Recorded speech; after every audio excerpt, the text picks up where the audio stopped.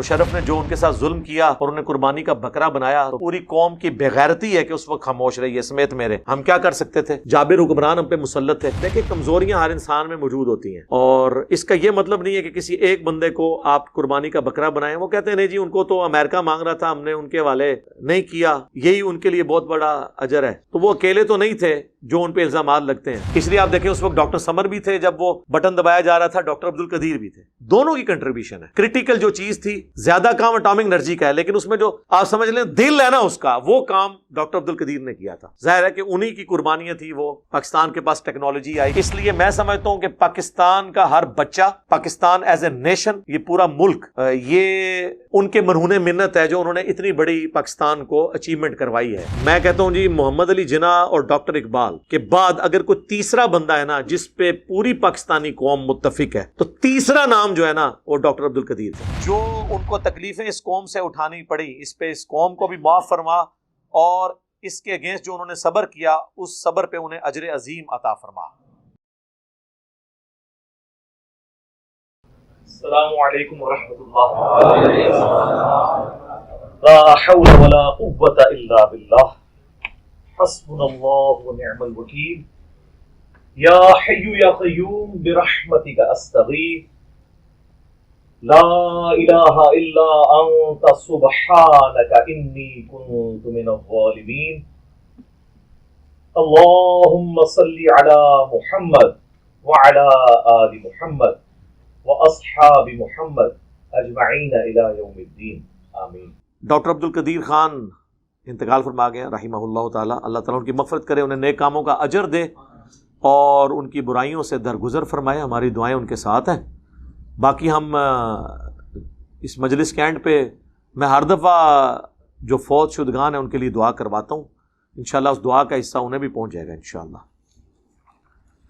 باقی ڈاکٹر عبد القدیر صاحب کے حوالے سے چونکہ وہ ایک سینسٹیو ادارے سے تعلق رکھتے تھے، میں نے یہ سارے ادارے وزٹ بھی کیے ہوئے ہیں. میں بالکل چونکہ میرا بھی تعلق رہا ہے. اب ان کی جو خدمات ہیں وہ جنرل تو آپ کو پتہ ہیں، باقی جو ان کی کنٹریبیوشنز ہیں یا انٹرنل چیزیں ان کو تو ہم یہاں بیٹھ کے سینسٹیو ایشوز کو ڈسکس نہیں کر سکتے. باقی ان کی جو پاکستان کے ساتھ یا اسلام کے ساتھ کمٹمنٹ تھی اس کے اوپر تو کسی کی دوسری رائے نہیں ہے. اور مشرف نے جو ان کے ساتھ ظلم کیا اور انہیں قربانی کا بکرا بنایا تو پوری قوم کی بغیرتی ہے کہ اس وقت خاموش رہی ہے سمیت میرے. ہم کیا کر سکتے تھے؟ جابر حکمران ہم پہ مسلط تھے لیکن کم از کم اب قوم کو اجتماعی طور پہ ان کی اس موت کے وقت معافی مانگنی چاہیے، اللہ کے حضور ان کے لیے دعا کرنی چاہیے. ان کی زندگی میں تو ہم عوام الناس تو مانگتی رہی، جماعت اسلامی نے بھی کافی مسئلہ اٹھایا، ہماری عدلیہ نے بھی بڑا شرمناک رول ادا کیا. آخری وقت تک ان کی پٹیشن فائل تھی کہ انہیں عام پھرنے کی اجازت دی جائے. باقی جو لوگ ان کے ساتھ ظلم ہوا اس کا دفاع کرنے کے لیے بڑی باتیں کرتے ہیں. دیکھیں کمزوریاں ہر انسان میں موجود ہوتی ہیں اور اس کا یہ مطلب نہیں ہے کہ کسی ایک بندے کو آپ قربانی کا بکرا بنائیں. وہ کہتے ہیں نہیں جی ان کو تو امریکہ مانگ رہا تھا، ہم نے ان کے حوالے نہیں کیا، یہی ان کے لیے بہت بڑا اجر ہے. تو وہ اکیلے تو نہیں تھے جو ان پہ الزامات لگتے ہیں. پاکستان میں تو ایک سوئی نہیں کوئی باہر لے کے جا سکتا اس سینسٹیو چیزوں کی، کیونکہ اوور آل تو ساری سیکیورٹی ہماری ریاستی اداروں کے پاس ہے. ایک بندے کو قربانی کا بکرا تو وہ تو شکیل افریدی کو بھی مانگ رہے ہیں کتنے عرصے سے، آپ نے اس کو بھی تو جیل میں رکھا ہوا ہے نا، تو نہیں حوالے کیا. حالانکہ میں سمجھتا ہوں کہ ڈاکٹر عافیہ صدیقی کے مقابلے پہ اس خبیث کو اگر ہم حوالے کر بھی دیں اس کو تو اپنی سزا مل چکی ہے جو کچھ اس نے پاکستان کی بدنامی کروانی تھی. شکیل افریدی نے، وہ جو ڈاکٹر تھا وہ اسامہ بن لادن کا اس نے جو پوری کی تھی، وہ دیں مردود ہمارے کس کام کے ان کے حوالے کریں غدار کو. اس کے بدلے میں ہم اپنی اس بہن کو یہاں واپس لیں، کر لیں ادلا بدلا. لیکن ہمارے حکمرانوں کی نہ پچھلے حکمرانوں کی جرت تھی کہ وہ بات کریں، نہ اس حکمران کی جرت ہے کہ یہ سامنے بیٹھ کے یہ بات کریں. ہاں ادھر تقریریں ان لوگوں سے کروا لیں جتنی مرضی، یہاں وہ باتیں کریں گے. تو اس طریقے سے ڈاکٹر عبد القدیر صاحب کے ساتھ بھی میں سمجھتا ہوں کہ اس قوم نے جس طرح اپنے سارے محسنین کے ساتھ یہ کرتے رہی ہے، محمد علی جناح سے لے کے آج تک ان کے ساتھ بھی کوئی اچھا سلوک نہیں تھا. عوام الناس ان کے لیے دعا کرتی تھی. باقی ان میں بشری کمزوریاں موجود تھیں، وہ میرے پاس فرسٹ ہینڈ نالج ہے، لیکن وہ تو پاکستان میں اکثر ایلیٹ کلاس کے اندر اس طرح کی کمزوریاں موجود ہوتی ہیں.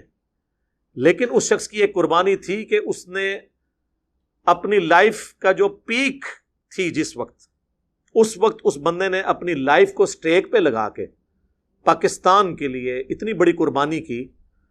اور اس کے بعد پھر ذوالفقار علی بھٹو کو بھی سلام ہے کہ انہوں نے ان کو انڈورس کر کے. ویسے اٹامک انرجی کا جو ادارہ ہے نا، پاکستان اٹامک انرجی کمیشن، یہ تو 50s میں ہی قائم ہو چکا تھا، اور پاکستان جو ایٹمی طاقت بنا اس میں میجارٹی رول اسی ادارے کا ہے.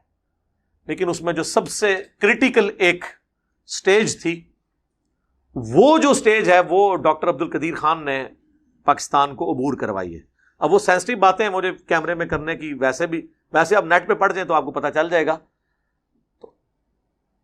کیونکہ میں اس لیے کہہ رہا ہوں کہ جو اٹامک انرجی کے لوگ ہیں نا، وہ ان سے بڑے جیلس ہوتے ہیں. یہ علیحدہ سے ان کا ادارہ ہے اپنا کوٹا، یہ خان ریسرچ لیبس، جسے کوٹا بھی آپ کہتے ہیں، ریسرچ لیبس کہتے ہیں، ویسے وہ خان ریسرچ لیبس ہے، KRL.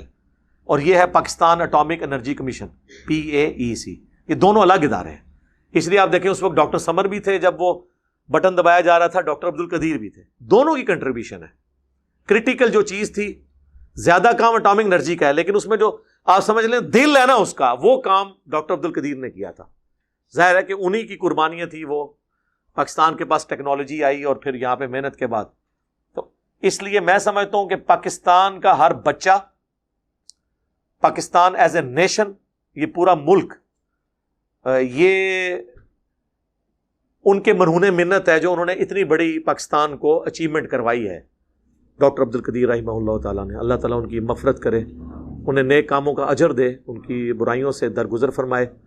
دیکھیں کمزوریاں ہر انسان میں ہیں، لیکن اس کی اچھائیوں کا ذکر اس اعتبار سے کریں کہ ان کی اچھائیاں ان کی کمزوریوں پہ بھاری ہیں. بہت بڑی بڑی دعوے کرنے والی ہستیاں پاکستان کو وہ کنٹریبیوٹ نہیں کر سکیں جو ڈاکٹر عبد القدیر نے کیا. باقی جو ان کے سکینڈلز بتاتے ہیں ان میں سے کئی ایک ٹھیک بھی ہیں کہ جی یہ ہو گیا، وہ ہو گیا، فلاں کو ٹھیکہ دے دیا، فلاں جگہ اتنا خرچہ کر دیا. تو میرے بھائی کیا یہ وہی کر رہے ہیں؟ اس سے زیادہ خرچے وہ لوگ کر رہے ہیں جنہوں نے کچھ بھی نہیں دیا، لیے ہی لیا ہے ہمیشہ. تو یار اس نے تو بہت کچھ ہمیں دیا. مجھے تو نہیں پتا کہ ان کو دفنا رہے کہاں ہیں. کوئی اس حوالے سے خبر آئی ہے سر؟ فیصل مسجد. دیکھیں میرے دل میں خیال آیا تھا، میں نے کہا میں پہلے پوچھ لوں. میرے دل میں خیال تھا کہ فیصل مسجد میں آپ نے وہ ایک اپنے بابا جی تو وہاں پہ دفنائے ہوئے ہیں، ضیاء الحق صاحب، جو ہمیں وہ دہشت گردی کا افریت دے کے چلے گئے، اور پاؤڈر کلچر اور ہیروئن کلچر اور کلاشنکوف کلچر. باقی ان کی خوبیاں اپنی جگہ ہیں، میں ان کی ان چیزوں کی تعریف بھی کرتا ہوں. پاکستانی فوج میں جو مذہب کا ایلیمنٹ غالب ہے، یہ سارا انہی کو کنٹریبیوشن جاتی ہے، لیکن ان کے ساتھ کمزوری ہوئی تو یہ تو زیادہ اہل ہے. اب یہ نہ ہو کہ ان بابا جی کے ساتھ دفن کر دیں، ان کو لادہ دفن کریں اور مزار نہ بنائیں. بھائی مزار شزار بنانے کی ضرورت نہیں. وہاں قبر کا یہ فائدہ ہے کہ جتنے شادی شدہ نئے جوڑے ہیں وہ فیصل مسجد کی زیارت کے لیے جاتے ہیں. تو پورا پاکستان آلموسٹ وہاں جاتا ہے، باہر سے بھی لوگ آتے ہیں. تو جب بھی وہاں سے کوئی گزرے گا ان کے لیے دعا کرے گا. باقی اگر کوئی نہ بھی کرے، جن لوگوں نے اپنی زندگی میں اچھے کام کیے ہیں ان کو مسلمانوں کی دعاؤں کا حصہ آٹومیٹکلی ملتا ہے. لیکن ہمیں یہ حکم ہے ربنا اغفر لنا ولاخواننا الذین سبقونا بالایمان، اے رب ہماری بھی مغفرت فرما، اور ہم سے پہلے جو ایمان کی حالت میں دنیا سے چلے گئے ان کی بھی مغفرت فرما، اور ہمارے دل میں ان کے لیے کوئی میل باقی نہ رکھ. یہ ہمیں دعا سکھائی گئی ہے. میت کے لیے دعا کرنے کا اللہ نے ہمیں حکم دیا ہے. بخاری مسلم دونوں میں حدیث ہے کہ ابو عامر جب فوت ہوئے تو نبی علیہ السلام کو ان کی وفات کی خبر پہنچی تو آپ نے یوں ہاتھ بلند کیے حتیٰ کہ بغلوں کی سفیدی نظر آ گئی، کیونکہ نبی علیہ السلام کا عمومی لباس چادر اور تہمت تھی. اور آپ نے ہاتھ اٹھا کے کہا اللہ ابو عامر کو بخش دیے اور اسے قیامت والے دن اپنی کثیر مخلوق پر فضیلت عطا فرمائی. آپ کی دعا تھی. ابو داؤد ترمذی میں تو میت کی دعا تو ہے نا، اللہم اغفر لحینا و میتنا. یہ ساری دعائیں موجود ہیں. تو میرا خیال ہے یہ ساری دعائیں ہمیں ان کے حق میں کرنی چاہیے، اور ہماری دعاؤں میں ان کو حصہ آٹومیٹکلی پہنچ رہا ہے. السلام علینا وعلی عباد اللہ الصالحین کے تحت جو بخاری مسلم میں آتا ہے، زمین و آسمان میں ہر نیک بندے تک سلام پہنچ جائے گا. بہرحال وہ اسلام کے ساتھ ان کی عقیدت تھی. آخری وقت میں تو ظاہر ہے وہ بڑے مایوس ہوئے ہیں جو کچھ اس قوم نے ان کے ساتھ کیا. بہرحال قوم نے دیا بھی بہت کچھ ان کو، لیکن اس سے زیادہ کے حقدار تھے. جس تکلیف سے انہیں، جس کرب سے ان آخری 20 سالوں میں آلموسٹ 9/11 کے بعد آپ کہہ لیں گزرنا پڑا ہے، تو وہ اپنی جگہ. باقی ہے کہ میرا خیال ہے prime minister, army chief at least ان دونوں کو تو جنازے میں خود شامل ہونا چاہیے اسلام آباد کے اندر ایک گڈ جیسچر کے طور پہ، اور اس خبر کو بڑھا چڑھا کر پیش کرنا چاہیے. کوئی کسی سے ڈرنے کی ضرورت نہیں ہے. ہمیں فخر ہے. میں کہتا ہوں جی محمد علی جناح اور ڈاکٹر اقبال کے بعد اگر کوئی تیسرا بندہ ہے نا جس پہ پوری پاکستانی قوم متفق ہے، تو تیسرا نام جو ہے نا وہ ڈاکٹر عبد القدیر کا ہے. اگر کوئی کہتا ہے ان سے کوئی بھاری پرسنالٹی ہے جس کو سارے پسند کرتے ہوں، سارے فرقوں کے، سارے پولیٹیکل جماعتیں، ایون وہ لوگ جنہوں نے ان کو یہاں تک پہنچایا، وہ بھی صرف کمزوری اپنی آقاؤں کے آگے شو کرتے ہیں، ادروائز وہ بھی ان سے محبت کرتے ہیں. اور وہ نظر بند تھے اپنے گھر میں، یہ نہیں تھا کہ انہیں جیل میں پھینکا ہوا تھا، لیکن پھر بھی یار یہ کہنا آسان ہے. آپ کو دنیا کی ہر فیسلٹی دے کے ایک جگہ بٹھا دیا جائے نا اپنے گھر کے اندر بھی، تب بھی انسان کی ایک نیچر ہے، وہ نہیں رہ سکتا، اس کا بھی دل کرتا ہے باہر نکلے. نظر بندی ہوتی ہے. لوگ تو بڑے آسانی سے کہہ دیتے ہیں جی گھر کے اندر نظر بند ہے. گھر کے اندر کتنی دیر آپ رہ سکتے ہیں؟ باہر تو نکلنا ہی پڑتا ہے کبھی نہ کبھی. آپ نہ نکلیں ایک سال کے لیے، جناب آپ ذہنی مریض بن جائیں. چاہے آپ کو دنیا کی ہر فیسلٹی ہو، آپ پوری دنیا کی خبریں آپ کے پاس آ رہی ہوں، انٹرنیٹ آپ کے پاس ہو، سب کچھ ہو، گھر میں رہ نہیں. انسان کی اللہ نے نیچر ایسی بنائی ہے کہ اس کو باہر نکلنا پڑتا ہے. ہمیں پتہ نہیں چلتا. ہم دن میں ایک دفعہ، یہ کورونا کے دنوں میں جب لاک ڈاؤن ہوا تھا، کیا حالت ہوئی تھی ہماری. سب سے زیادہ طلاقیں اور میاں بیوی کی لڑائیاں ان دنوں میں ہوئی ہیں، کیونکہ میاں بیوی کو اتنی دیر کٹھے رہنے کی کبھی عادت ہی نہیں تھی. اور اس سے بڑی بات جو بچے کرتے ہیں میاں بیوی کے ساتھ، بچے تو آپ کو پتا ہے ان کی تو بیٹریاں ڈسچارج ہی نہیں ہوتی. یہ تو میں تو کہتا ہوں اسکول والے بچوں کو پڑھائے نا، صرف جو 6-7 گھنٹے اسکول میں رکھ لیتے ہیں نا، اس کی بھی فیس لے لینا تو ان کی مہربانی ہے. میرا تو اپنا تجربہ یہ ہے، باقی لوگوں کا نہیں پتا. مجھے تو اب اسکولوں کی اتنی قدر آئی ہے. اور آپ کے لیے خوشخبری ہے، یہ پرائم منسٹر صاحب کی طرف سے، گورنمنٹ کی طرف سے اناؤنسمنٹ ہو چکی ہے، اس منڈے سے ریگولر کلاسیں شروع ہو رہی ہیں. اور آپ کو پتہ نہیں ہے اس کے جو برے اثرات ہوئے ہیں ایز اے نیشن ہمارے اوپر، ہمارے بچوں کے اوپر. اور کتنے لوگوں کا روزگار فارغ ہو گیا، کتنے ٹیچرز فارغ ہوئے ہیں. اور یہ جو گاڑیوں کے وینوں والا چکر تھا، وہ تو بیچارے بے روزگار ہو گئے. ہفتے میں جب 2 دن اسکول جانا ہے تو لوگ پھر اپنے خود ہی موٹر بائک پہ جا کے چھوڑ آتے ہیں کہ یار ہم ان کو اب فیس دیں گے. اور وہ بھی الٹرنیٹو ڈیز کی وجہ سے.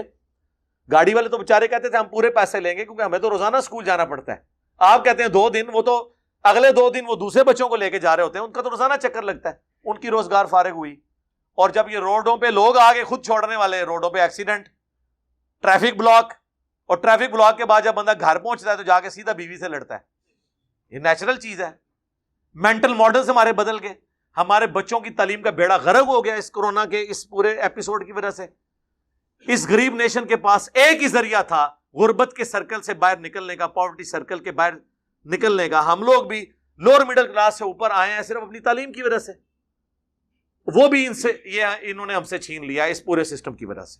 اور ہائپ کریٹ کر کے اب شکر ہے وہ یہ بتا رہے ہیں ہمارے بلال بھائی، چونکہ اس مہم کا حصہ ہیں گورنمنٹ کی طرف سے، یہ بتا رہے ہیں کہ اب 5 سال تک وہ کہہ رہے ہیں دوبارہ ویکسین کی ضرورت نہیں. 5 سال بعد انہوں نے ویسے ہی بھول جانا ہے. ہاں، کیونکہ اس سے خطرناک انفلوئنزا ہے جسے آپ نزلہ زکام کہتے ہیں، جو ہماری قومی بیماری ہے.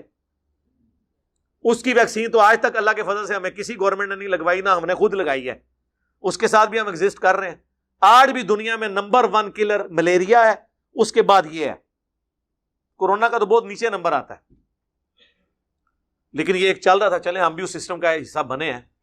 تو اب یہ پورے معاملات جو اس طریقے سے مس ہینڈل ہوئے ہیں، تو گھر کے اندر رہنا بہت بڑی آزمائش ہے. تو یہ میں اور ڈاکٹر عبد القدیر صاحب سے بات شروع ہوئی تھی، ان کو اس تکلیف سے گزرنا پڑا. اللہ تعالی ہمیں بھی ایز اے قوم معاف کرے جو ہم نے ان کے ساتھ سلوک کیا، اور اس کی وجہ سے جو انہوں نے تکلیفیں اٹھائیں، اس صبر پہ انہیں اجر دے، اور وہ اجر ان کی غلطیوں کا کفارہ بن جائے. اللہم انی اسألک بانک انت اللہ لا الہ الا انت الاحد الصمد الذی لم یلد ولم یولد ولم یکن له کفوا احد والہکم الہ واحد لا الہ الا هو الرحمن الرحیم الف لام میم اللہ لا الہ الا هو الحی القیوم. اللہم صلی علی محمد وعلی آل محمد ربنا آتنا فی الدنیا حسنہ وفی الآخرۃ حسنۃ وقنا عذاب النار اللہم احسن عاقبتنا فی الامور کلها وأجرنا من خزي الدنيا وعذاب الآخرة ربنا هب لنا من أزواجنا وذرياتنا قرة أعين وجعلنا للمتقين إماما۔ اے اللہ ہمارے ماں باپ کی، ہمارے بھی بچوں کی، پوری امت کی تمام دینی دنیاوی جسمانی روحانی ظاہری باطنی پریشانیاں تکلیف مصیبتیں دکھ درد بیماریاں دشواریاں دور فرما، اور جن جن بھلائیوں کا سوال تیرے محبوب علیہ السلام نے تجھ سے کیا ان تمام کے حق میں ان بھلائیوں کو قبول فرما، اور جن جن چیزوں کے شر سے تیرے محبوب صلی اللہ علیہ وآلہ وسلم نے تیری پناہ طلب کی ان تمام لوگوں کو ان چیزوں کے شر سے اپنی پناہ عطا فرما۔ اے اللہ ڈاکٹر عبد القدیر صاحب رحمہ اللہ تعالیٰ کو بخش دے، اور قیامت والے دن انہیں کثیر مخلوق پر فضیلت عطا فرما، بحیثیت انسان جو ان سے برائیاں ہوئیں اے اللہ ان سے درگزر فرما، اور اے اللہ جو ان کو تکلیفیں اس قوم سے اٹھانی پڑی اس پہ اس قوم کو بھی معاف فرما، اور اس کے اگینسٹ جو انہوں نے صبر کیا اس صبر پہ انہیں اجر عظیم عطا فرما۔ اے اللہ ہمارے ملک پاکستان کی خیر فرما، اسے اندرونی اور بیرونی خطرات سے محفوظ فرما، پورے عالم اسلام کی خیر فرما۔ اے اللہ چائنا میں، کشمیر میں، فلسطین میں، افغانستان میں، عراق میں، شام میں، جہاں کہیں بھی مسلمان مصیبت پریشانی میں ہیں اے اللہ غیب سے ان کی مدد فرما۔ حاضرین کے دلوں میں جو جو نیک اور جائز دعائیں ہیں قبول فرما، حاضرین کے جو چھوٹے بڑے رشتہ دار فوت ہو چکے ان کی مغفرت فرما۔ اللہم اغفر لحینا ومیتنا وشاہدنا وغائبنا وصغیرنا وکبیرنا وذکرنا وانثانا اللہم من احییتہ منا فاحیہ علی الاسلام ومن توفیتہ منا فتوفہ علی الایمان۔ سبحان ربک رب العزة عما یصفون وسلام علی المرسلین والحمد للہ رب العالمین وصلی اللہ علی النبی الکریم وعلی آلہ واصحابہ اجمعین الی یوم الدین آمین۔